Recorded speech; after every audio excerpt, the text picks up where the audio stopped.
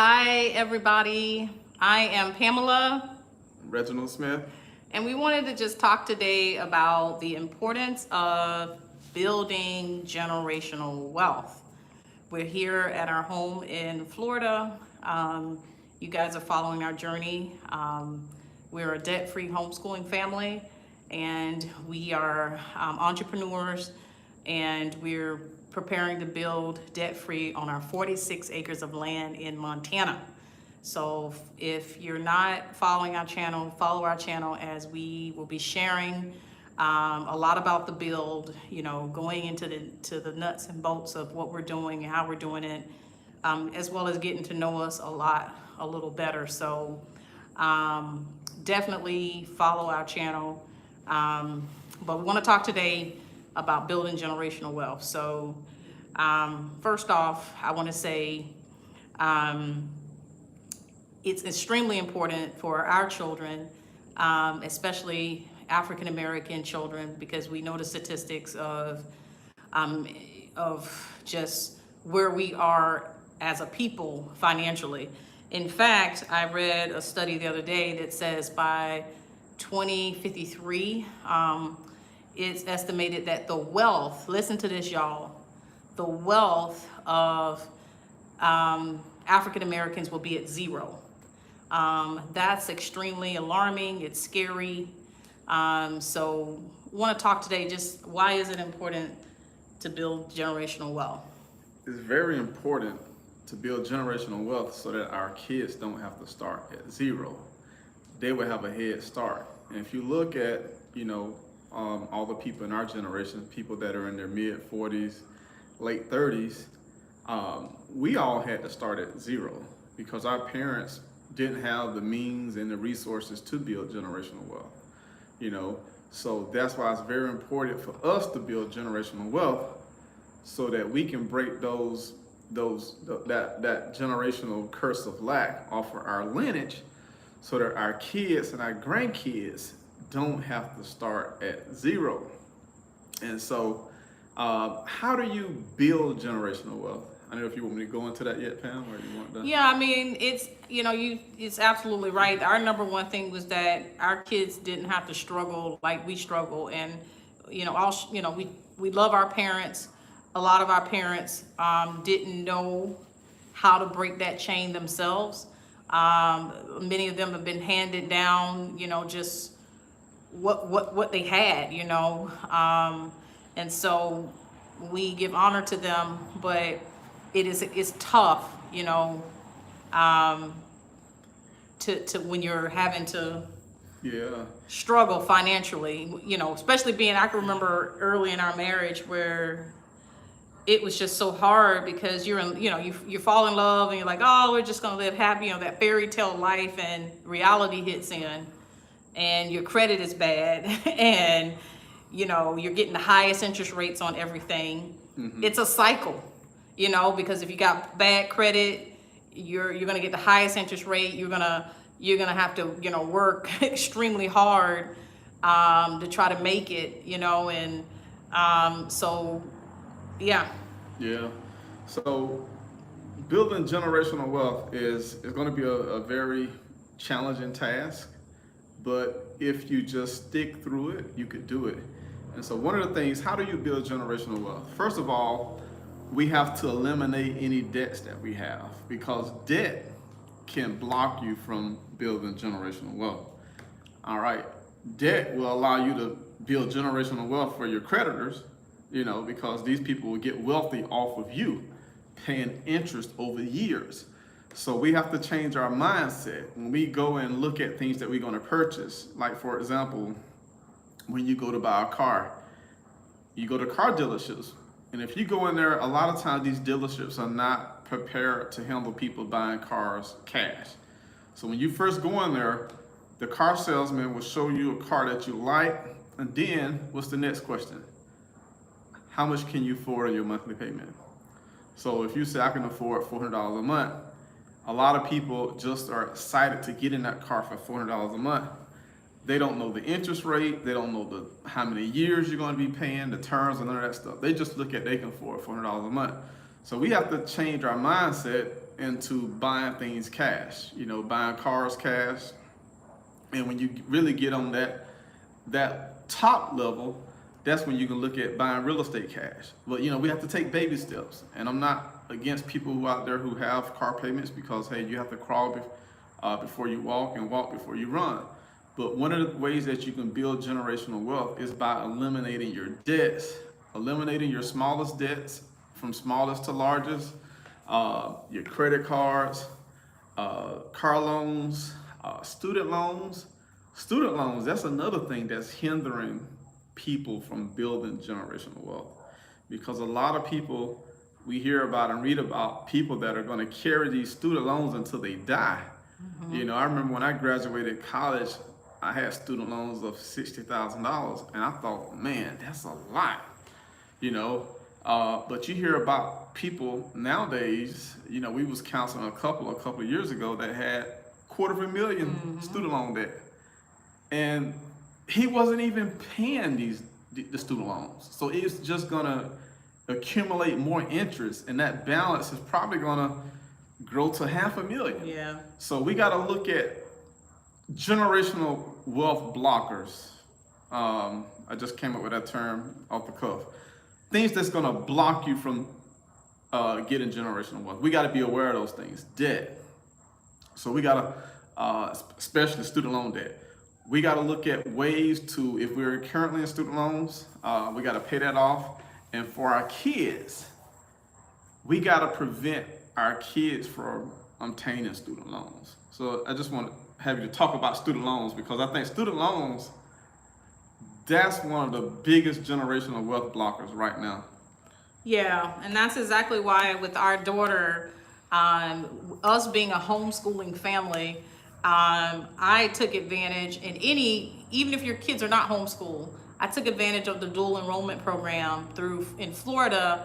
The kids, whether they're homeschooled, or whether the kids are in public school or private school, they can go to a state college with free tuition, free books.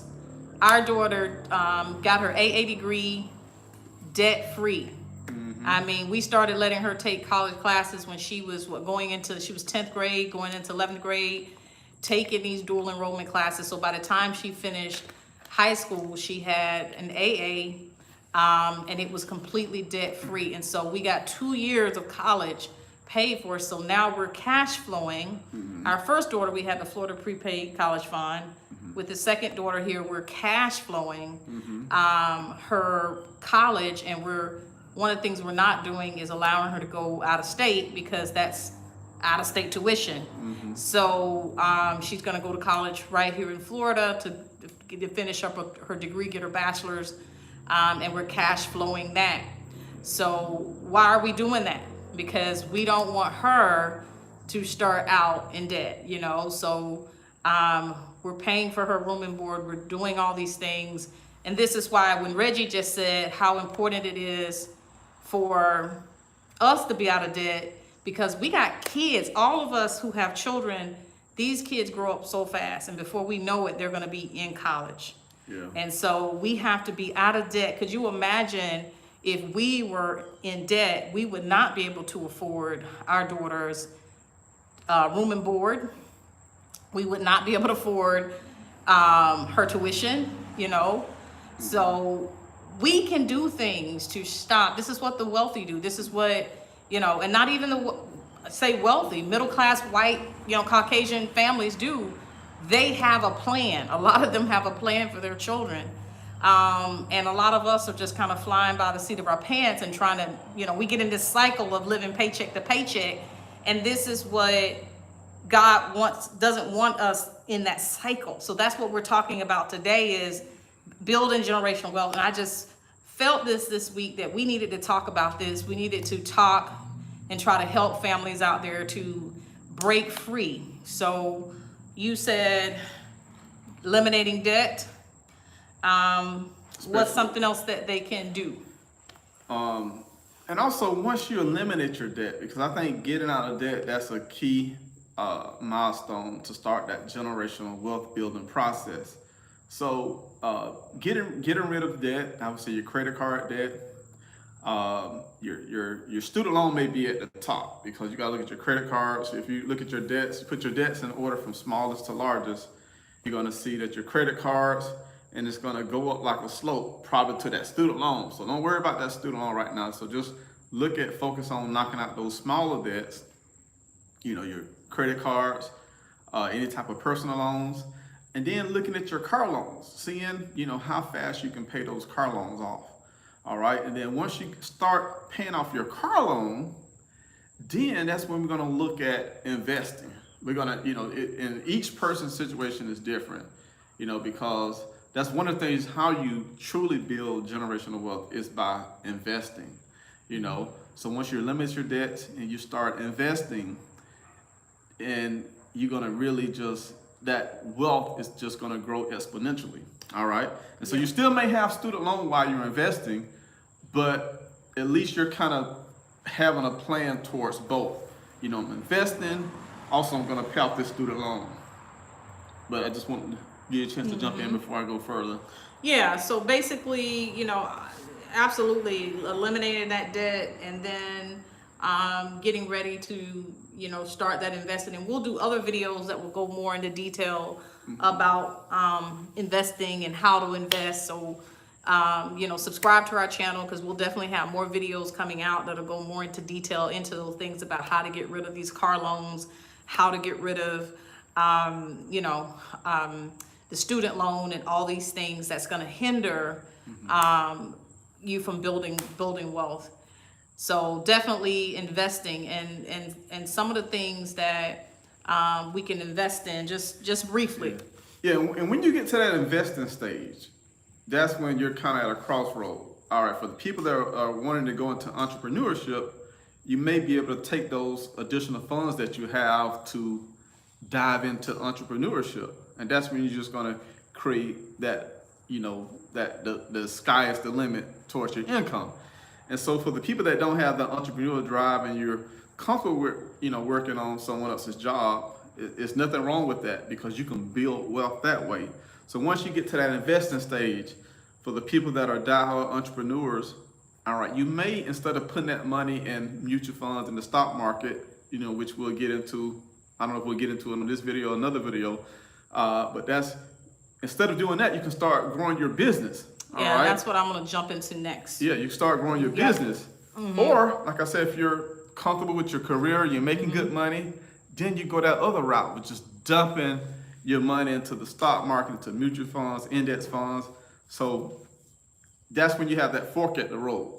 All right, once you get out of debt, I'm going to go that entrepreneur route. I'm going to go this other route when I'm working on my corporate jobs. There's nothing wrong with doing either route, because with that corporate route, you can just go dive deep to investing and do that for about, 10 years. Then if you want to retire early, you can do that. So even with your business, you can go into that route, run that business for 10 years, and you can be hands off with that residual income coming in. So I'm gonna let you take over right there. So that was the next point I wanted to talk about, was the way that you can build wealth is by starting a business. That is one of the top ways of being able to build wealth, is being an entrepreneur. Because being an entrepreneur, there is no cap over you. There is nothing saying that, well, you're making $36,000 a year and we'll give you a 3% raise every year or something. You, as hard as you work, the more harder you work, the more wisdom you use in your business, the more innovation you put into your business, the more you can make as an entrepreneur.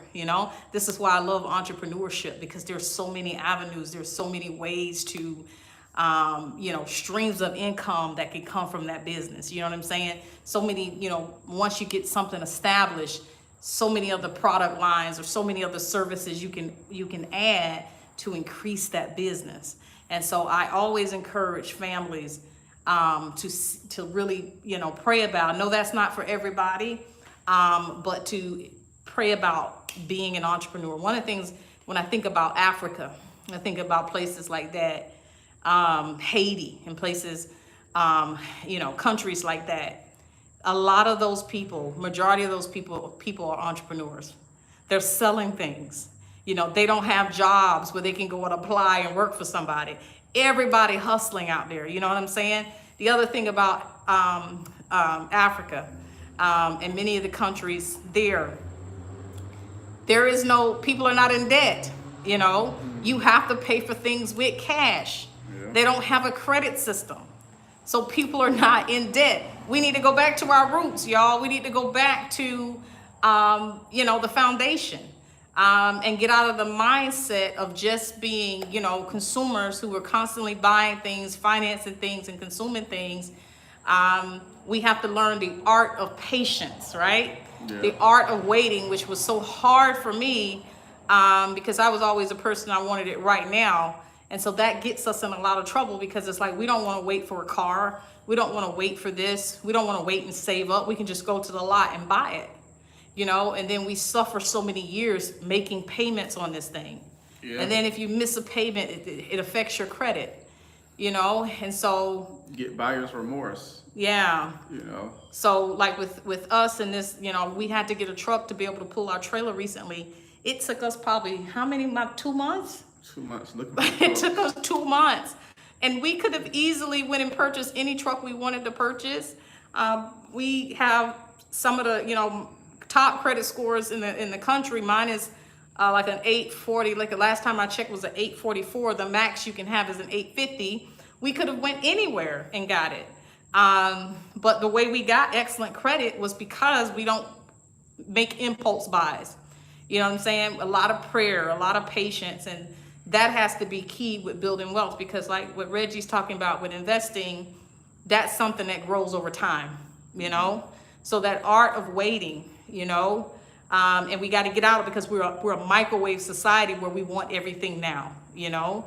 Everything is now, you know? And so we want to just come on here and just talk about this generational wealth.